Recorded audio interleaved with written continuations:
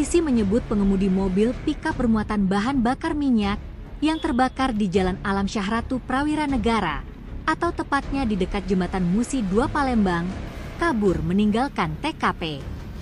Dikatakan AKP Firmansyah, Kapolsek Gandus Palembang, saat anggota tiba di TKP, pengemudi kendaraan roda 4 sudah tidak ada. AKP Firmansyah menyebut, saat anggotanya mendatangi TKP, kondisi mobil tersebut sudah terbakar hebat.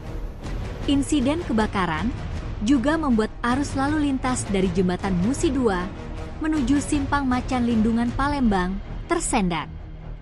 Para pengguna jalan yang mengarah ke TKP lebih memilih memutar arah ke Jalan Letu Karim Kadir karena khawatir api yang menjalar di badan jalan menyambar kendaraan. Dari sejumlah foto hasil olah TKP yang dilakukan Polsek Gandus yang diterima sumselupdata.com, terlihat mobil pickup tersebut ludes terbakar tanpa sisa.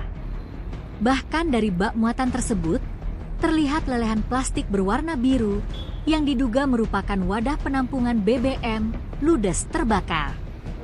Tim Liputan Sumsel Update TV melaporkan.